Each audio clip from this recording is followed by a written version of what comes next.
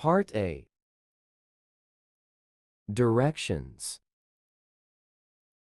In Part A, you will hear short conversations between two people. After each conversation, you will hear a question about the conversation. The conversations and questions will not be repeated.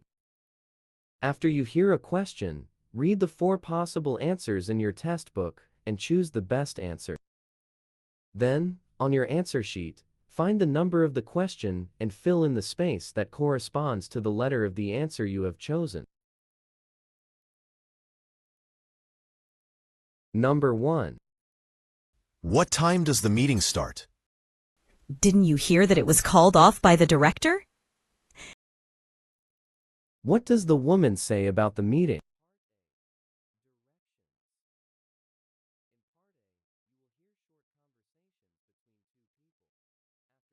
Number 2.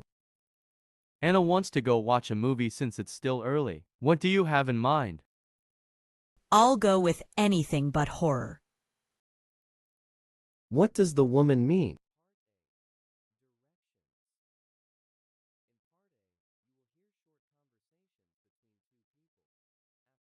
Number 3.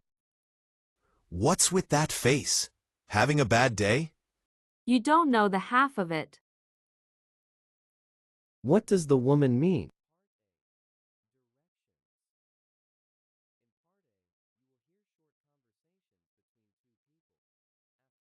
Number 4. Have you read the book Anna has been so passionate about? No, but I can tell what happens in every chapter, and I haven't even read that book. What can be inferred about the man?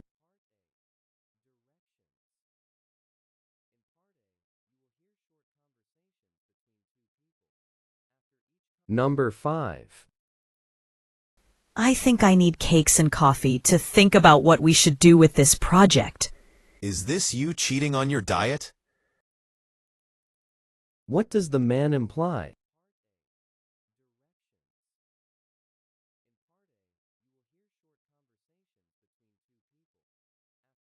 Number 6. Any clue about why Rose has been avoiding you like a plague since we went home from the cinema yesterday? I have no idea. What does the man mean?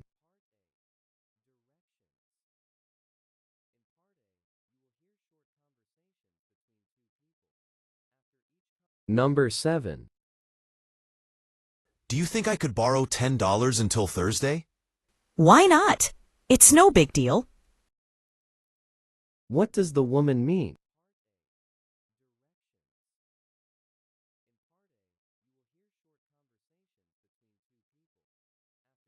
Number 8. That's a great sweater. Did it take long to make it? I can't knit a thing. I had it made for me. What does the man mean?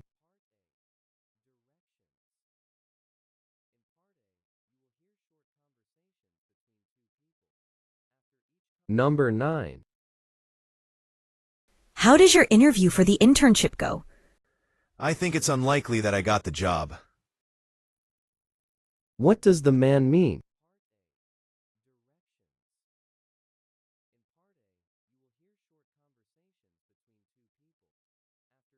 Number 10.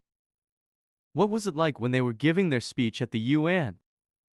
You could hear a pin drop. What does the woman mean?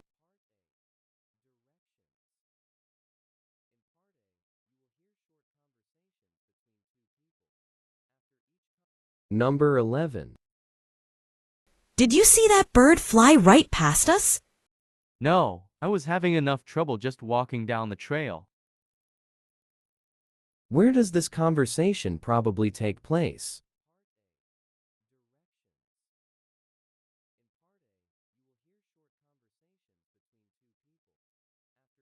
Number 12. You owe $23 in late fees for 2 books. Until you pay it, you won't be allowed to check out any more books. I'll pay for it as soon as possible. What can be inferred about the man?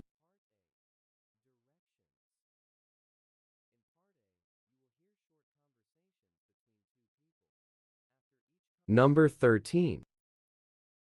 Look, the pond is frozen. I want to go skating right now. Don't you think it's a bad idea to go alone? Carla and Joseph might need a minute or two to prepare their skates. What does the woman suggest?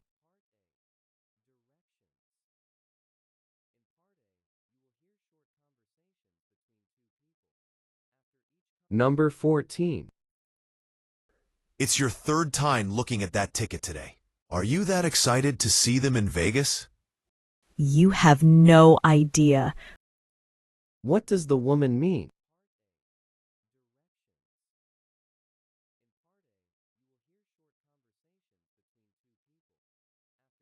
Number 15. Are you planning to go to the international conference in Frankfurt next month? I'm unsure about the idea. What does the man mean?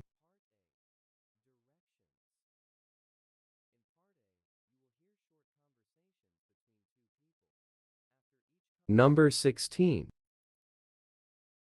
I can't believe Anna won the story competition. As she should. Have you read any of her works? What does the man mean?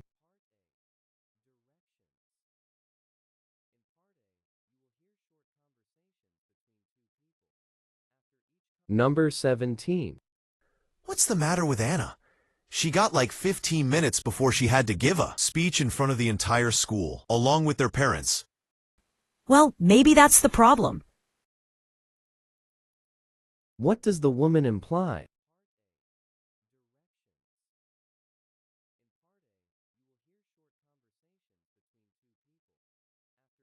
Number 18. I will never have time to do my paper tomorrow. Why not do it now? What does the woman suggest?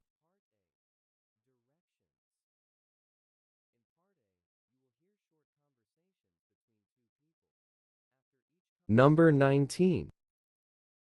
I knew you had to be good considering you are a piano major, but the piece you played just now blew us away. Yeah, you should consider taking the offer for playing in a recital opening, Emily. To whom the compliments are given.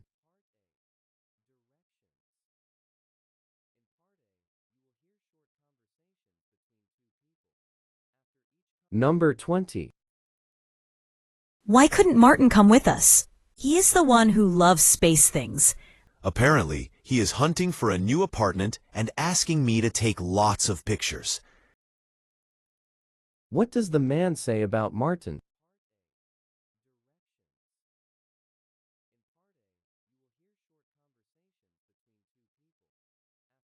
Number 21. Can you please bring along my textbook to the campus? I left it on the table. Again? Is this like a weekly thing you do? What does the woman imply?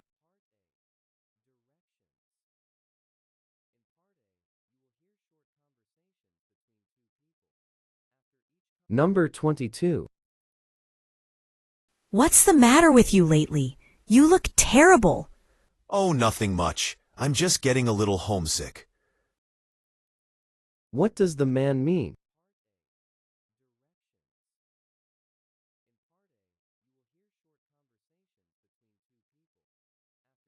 Number 23. Hello, I was calling about the job application I submitted on Monday. Yes. Well, I'm sorry. We're looking for someone with more experience. What does the woman mean?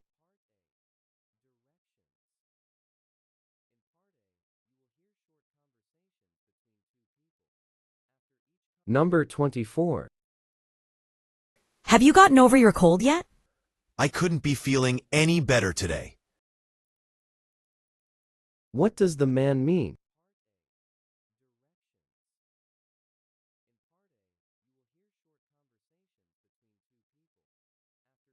Number 25. Why does Joe always want to do something dangerous like flat rides and roller coasters every time we go to amusement parks? Funny. I remember you used to do the same when we were his age. What does the woman imply?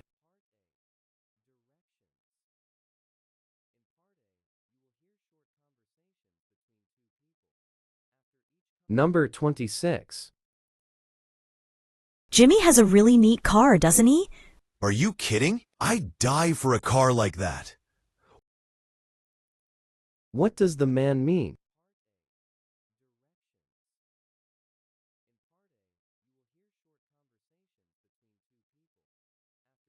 Number 27. Why is Charlie going back to Virginia this summer? He came back home for his sister's wedding. What does the woman mean?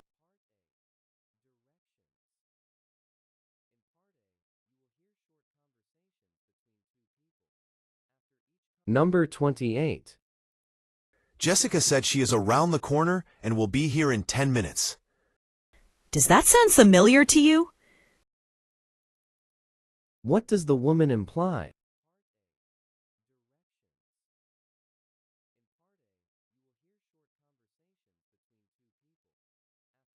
Number 29.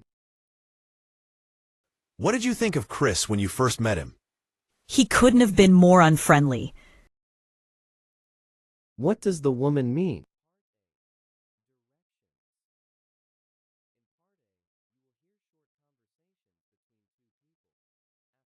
Number 30.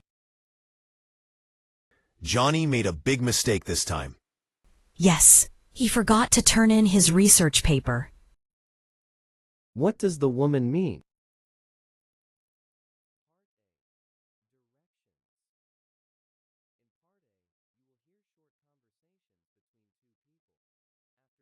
Part B. Directions. In Part B, you will hear longer conversations. After each conversation, you will be asked some questions. The conversations and questions will be spoken at just one time. They will not be written out for you, so you will have to listen carefully to understand and remember what the speaker says. When you hear a question, read the 4 possible answers in your test book and decide which one would be the best answer to the question you have heard. Then, on your answer sheet, find the number of the problem and fill in the space that corresponds to the letter of the answer you have chosen.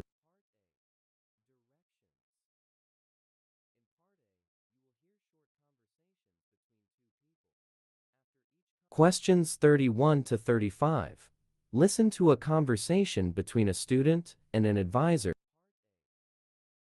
Hi, Mr. Sanders. I'm sorry for coming early when we were supposed to meet an hour again. It's no big deal, Sarah. So, tell me, what's going on? Do you want to apply for a job? Yeah. Well, I was thinking that if I don't start working toward paying my student loans now, I'm going to feel the burden after graduation. So, I was hoping I would be joined the work and study program and get a job on campus. That's a great idea. We can sign you up for the program. Here, you can take a look at the form.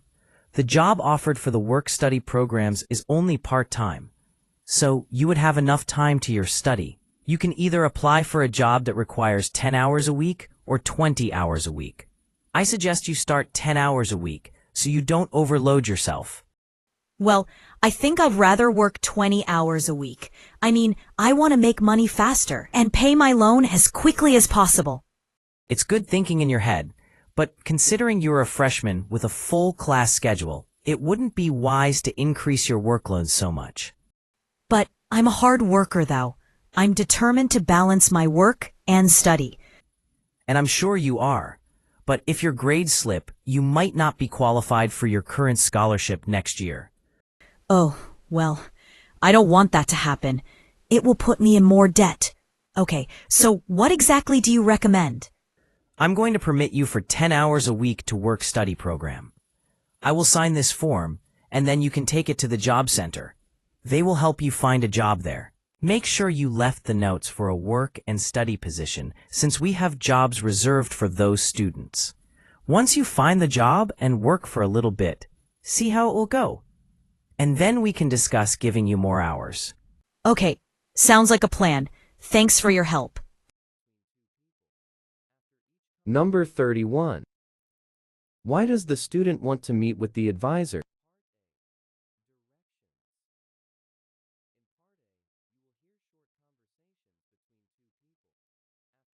Number 32. Why does the student want to work 20 hours a week?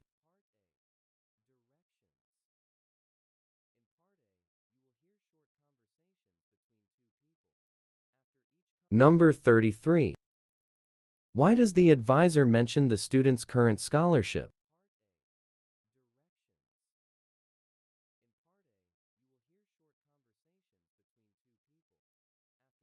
Number 34.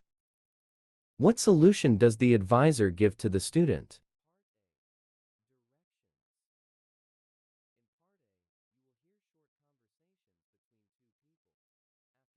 Number 35. What will the student do after the conversation?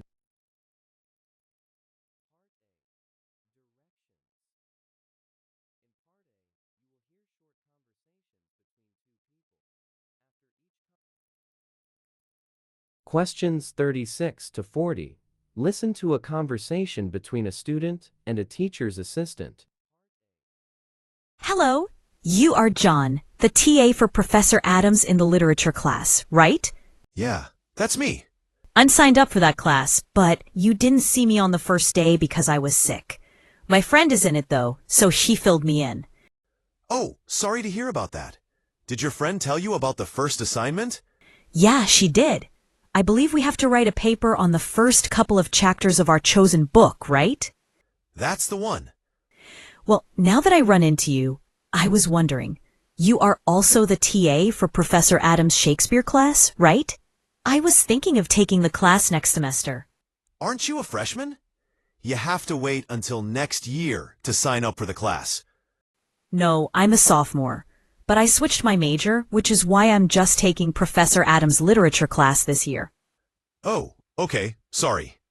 That's okay. Anyways, I was wondering what you think about the class in terms of workload, because I'll be taking extra credit next semester and I don't want to be overwhelmed. But I also really like Shakespeare. Well, in my opinion, the class is really fun, as I'm sure you've heard, but it's also a lot of work. You need to do a lot of reading or you quickly fall behind the class. I mean, yeah, it sounds like an awesome class, but I'm worried that I wouldn't be able to make the most of it if I'm taking so many other classes. Well, you can always sign up and see how it goes in the first 2 weeks. If it seems like too much, you can drop the class and take it next year when you have more time. That's a good idea. I forgot we have a couple of weeks to make changes to our schedule after the semester starts. I'll be sure to sign up for the class next semester then. Cool. I hope you like it. Me too. See you in the class next week. Number 36. What does the student want to talk to the TA about?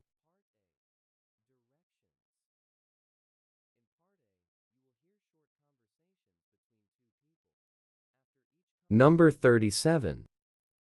Why does the TA think the student is a freshman?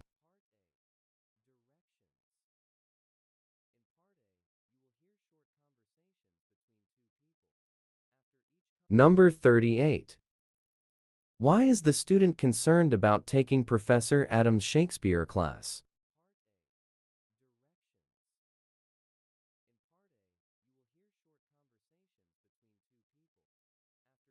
Number 39. What does the TA suggest the student do?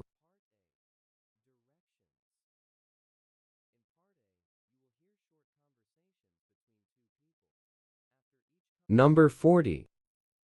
What will the student do after the conversation?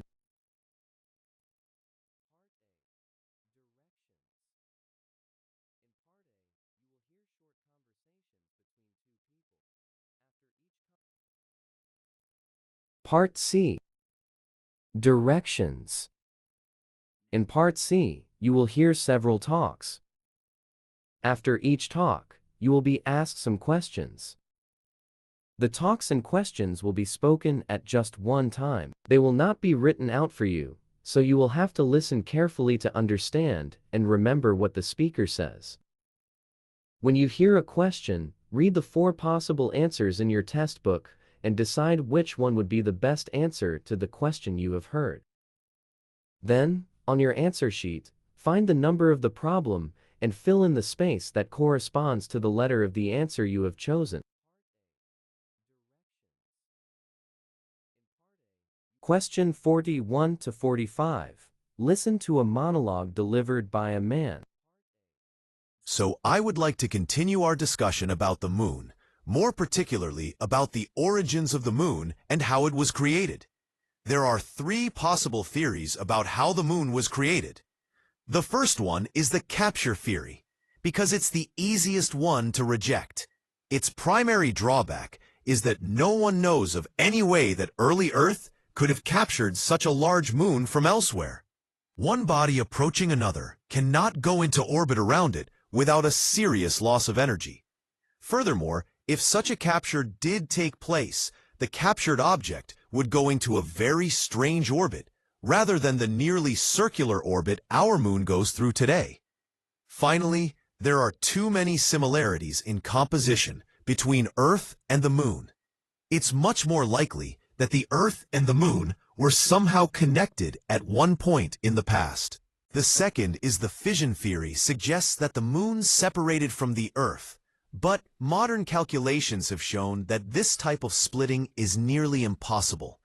Furthermore, it is difficult to understand how a moon made of materials from the Earth could have developed so many chemical differences from our own.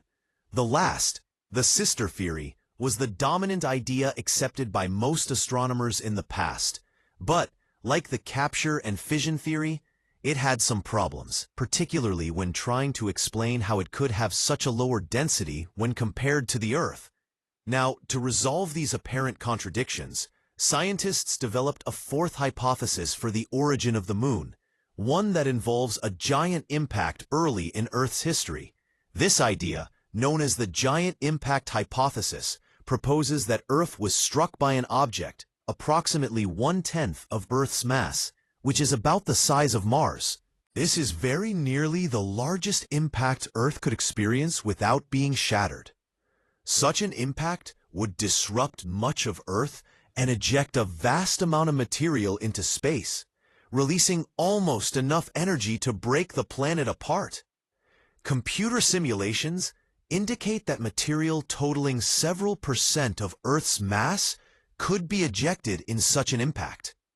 Most of this material would be from the stony mantles of Earth and the impacting body, not from their metal cores. This ejected rock would then cool and form a ring of material orbiting Earth.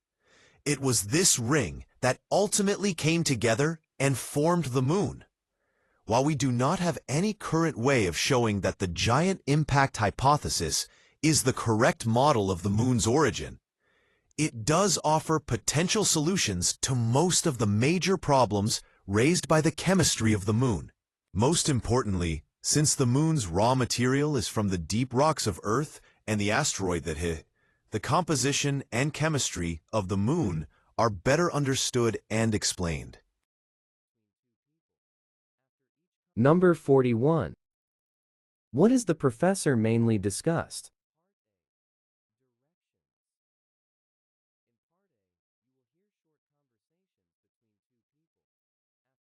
Number 42. What is the problem with the capture theory?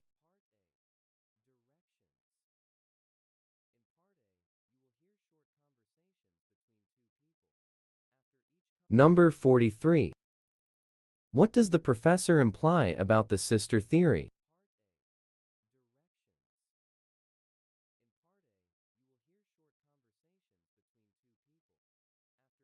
Number 44. Why is the problem with the giant impact hypothesis?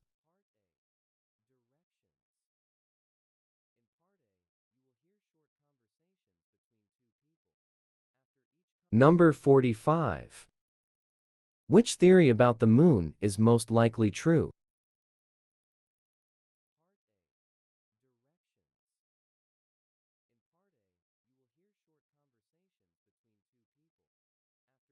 Question 46 to 50. Listen to a monologue delivered by a man. Have you ever had trouble sleeping? You slept during the morning and awake during the night? The cycle keeps going over and over.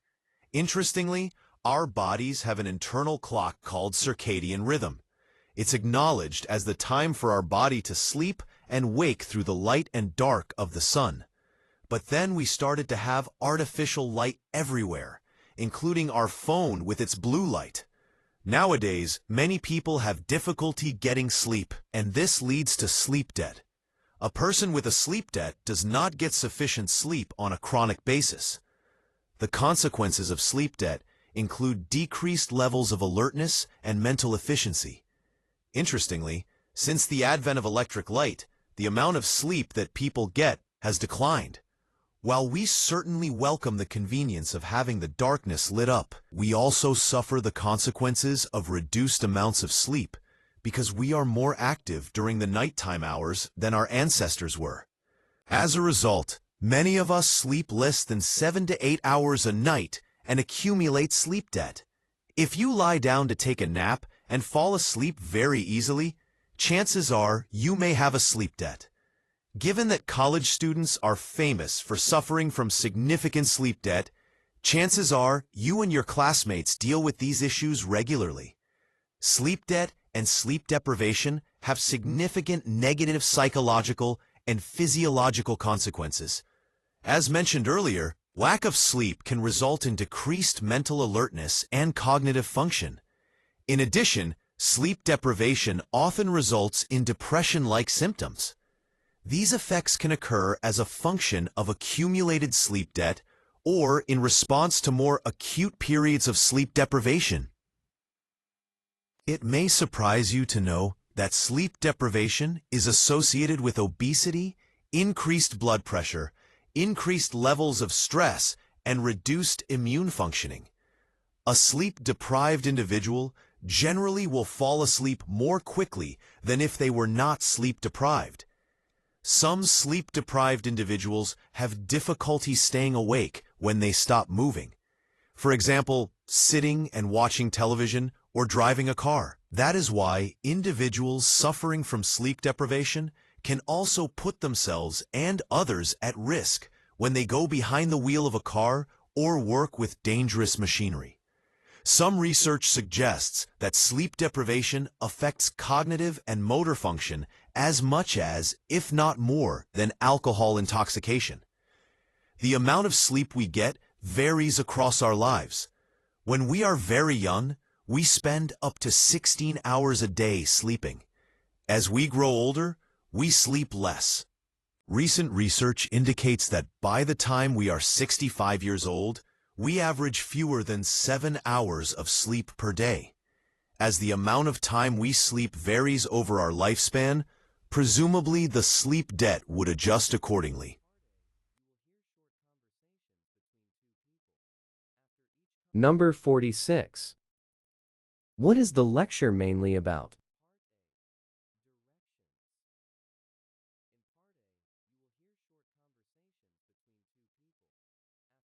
Number 47. Why does the professor start the lecture talking about circadian rhythms?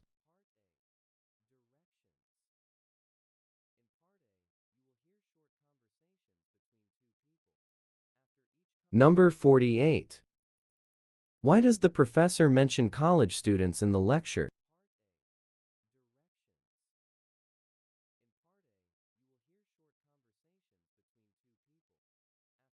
Number 49.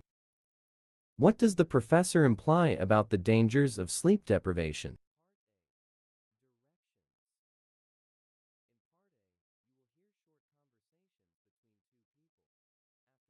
Number 50. What is one of the indicators that you might suffer from sleep debt?